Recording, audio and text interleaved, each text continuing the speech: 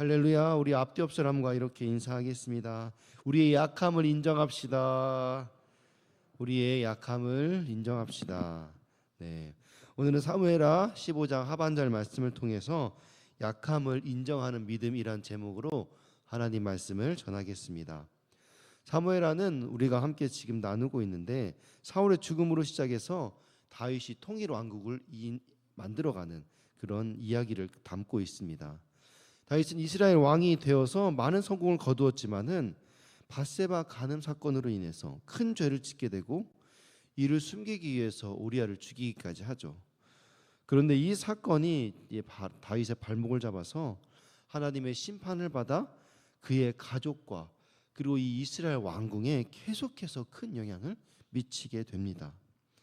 그 여파가 다윗의 가족사에 크게 미치면서 형제들 사이에 또 서로 죽이는 불화까지 이어지게 되는 것이죠.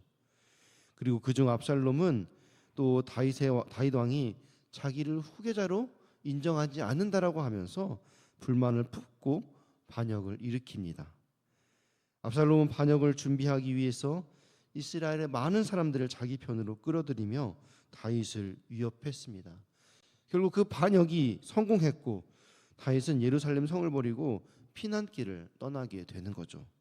오늘 그 말씀을 통해서 연약함 가운데 하나님의 인도하심을 신뢰한 다윗에게 하나님의 은혜의 손길이 어떻게 임하게 되는지 우리 함께 살펴보면서 하나님의 음성 듣는 귀한 시간 되기를 소망합니다. 우리 오늘 본문 13절 말씀 같이 읽겠습니다. 시작. 전령이 다윗에게 와서 말하되 이스라엘의 인심이 다 압살롬에게로 돌아갔나이다 한지라. 아멘. 전령이 다윗에게 와서 이스라엘 사람들이 다 지금 압살롬을 지지하고 있다, 그를 따르고 있다, 이렇게 보고를 하는 것입니다. 이 말을 듣자마자 다윗은 직감했습니다. 얘가 반역을 이제 시작했구나. 이제 곧 예루살렘 성으로 들이닥치겠구나. 그래서 급히 도망가려고 다윗이 서두르기 시작합니다.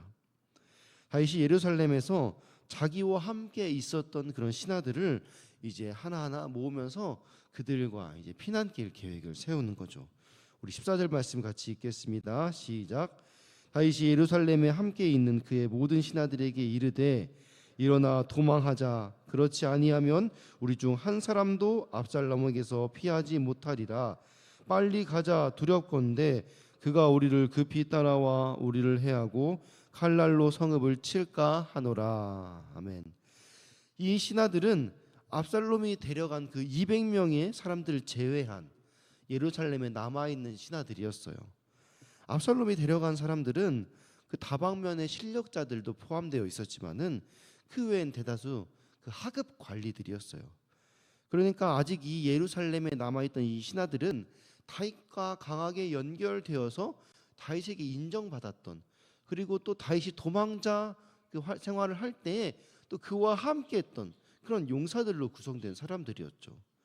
그러니까 압살롬이 데리고 간 사람들은 특별히 꼭 필요하다고 생각해서 섭외한 사람 외에는 다윗의 마음에 들지 않아서 그렇게 하급 관리들로 남아있고, 그리고 여전히 관직에 좀 미련을 담고 있는 그런 사람들이었다라는 거예요.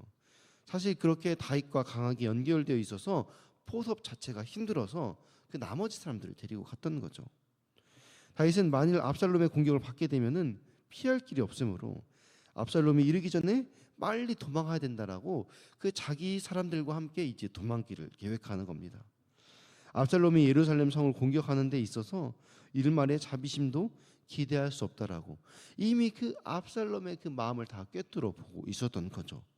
우리 15절 16절 같이 읽겠습니다. 시작. 왕의 신하들이 왕께 이르되 우리 주 왕께서 하고자 하시는 대로 우리가 행하리이다. 보소서 당신의 종들이니이다 하더라. 왕이 나갈 때에 그의 가족을 다 따르게 하고 후궁 10명을 왕이 남겨두어 왕궁을 지키게 하니라. 아멘. 다윗의 신하들은 다윗의 말대로 행하겠다며 그들의 충성심을 보여주었습니다. 16절에 그의 가족을 다 따르게 하고 라고 말하고 있는데 이것이 다윗의 피난길이 얼마나 처량했는지를 보여주는 장면인데요. 따르게 하다라는 히브리어 버라 글라브라는 말은 각자 자기 발로 걸어갔다라는 거예요. 그러니까 어떤 도움이 없이 왕부터 시작해서 신하들까지 전부 다 버선발로 자기가 하나하나 일일이 다 걸어가서 자기 것들 채비하여서 나갔다라는 그런 모습을 지금 보여주고 있는 것입니다. 그만큼 이 피난길이 너무나 처량하고 골달프다는 것을 보여주는 거죠. 또한 이 다윗이 왕의 권세를 완전히 잃어버렸다라는 것을 상징하는 문구입니다. 그리고 나서 다윗은 어떤 조치를 하고 나가느냐, 후궁 10명을 이 왕궁에 남겨두고 가는 거예요. 왜 남겨두었을까요? 그 이유는 여인들이 많아지면 신속히 도주하기 어렵기 때문이기도 하지만은 동시에 후궁을 좀 남겨두면은 압살롬이 예루살렘을 점령했을 때 이 후궁의 마음이 혹하여서 추격하는 것을 조금 더 늦추지 않을까, 그런 마음에 잠깐의 장치를 좀 해둔 거죠. 그런데 이 결정은 이 10명의 후궁에게는 사실상 너무나 잔인하고 비인간적인 처사였습니다. 실제로 후에 압살롬이 이 예루살렘을 정복한 후에 다윗을 모욕하기 위해서 그 10명의 후궁과 성관계를 맺고 그것을 또 다윗에게 알리면서 다윗을 모욕하는 거죠. 이것은 사실 사무엘하 12장 11절 12절에 말씀하신 하나님의 심판이 이루어진 사건이었는데요. 우리 말씀 같이 읽겠습니다. 시작. 여호와께서 또 이와 같이 이르시기를, 보라, 내가 너와 내 집에 재앙을 일으키고 내가 내 눈앞에서 내 아내를 빼앗아 내 이웃들에게 주리니 그 사람들이 내 아내들과 더불어 백주에 동침하리라.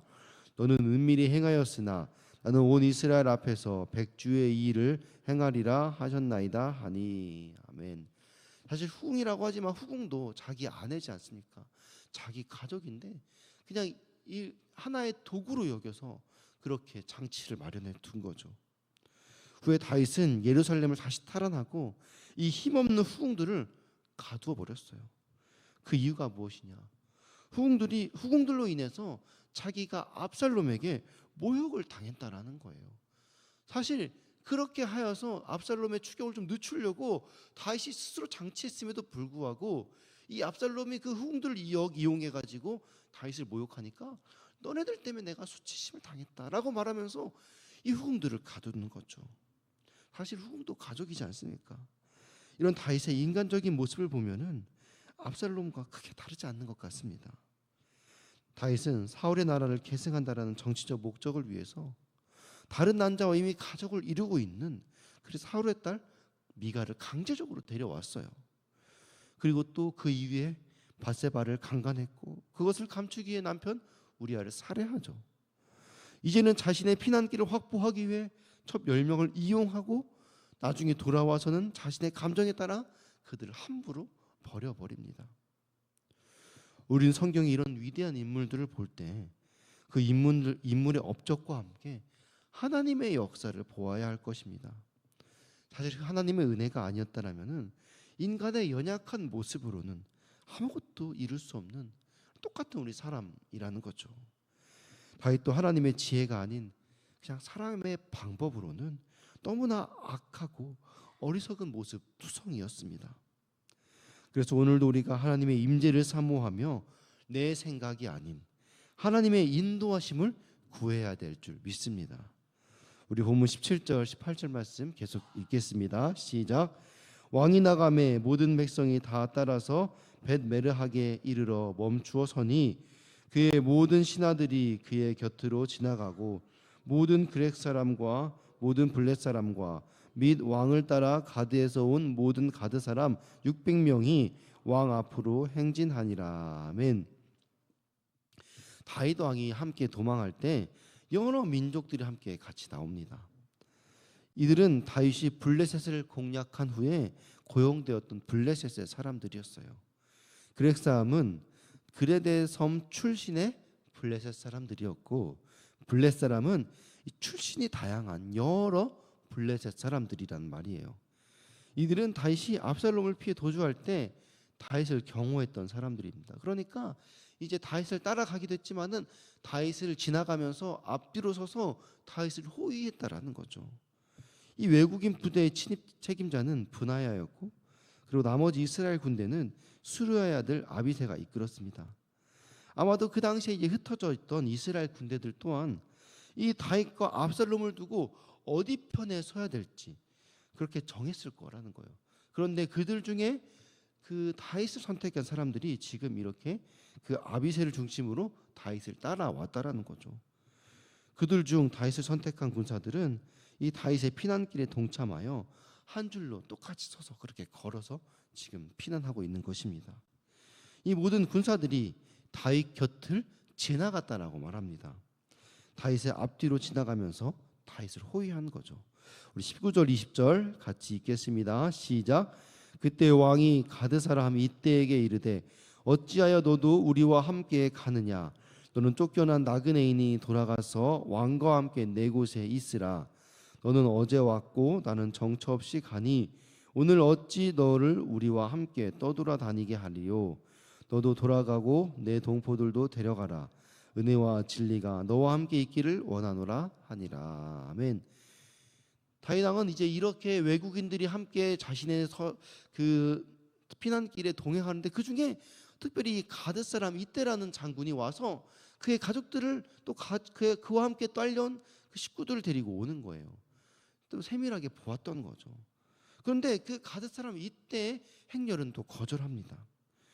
그리고 돌아가서 왕과 함께 머물라고 명령하는 거죠. 그런데 여기서 말하는 왕이라는 것은 내전에서 승리할 왕을 말하는 거예요. 그러니까 압살롬이 예루살렘을 정복하면 압살롬을 따르고 그 뒤에 또 다윗이 오면은 그 다윗이 정복할 때 그때 와서 따라 된다라는 거예요. 왜냐하면은 이제 막 넘어온 그런 이방인이고 어떻게 보면은 그런 피난민이기 때문에 네가 이렇게 고생할 필요는 없다 하면서 피난민에 대한 배려를 하는 것이죠. 왜냐하면 이때는 외국인이고 고향에서 떠나온 지 얼마 안 됐기 때문에, 그리고 또 그의 가족들이 함께 있기 때문에 그의 결정도 중요하지만은 그의 가족들의 처사도 너무 중요하기 때문이라는 거죠.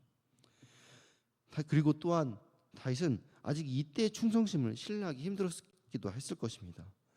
그러므로 다윗은 이 외국인이 이때가 내전에 참여할 것이 아니라 내전이 끝난 뒤에 승리한 왕과 함께하는 것이 맞다라고 판단한 것이지요. 우리 21절 22절 같이 읽겠습니다. 시작.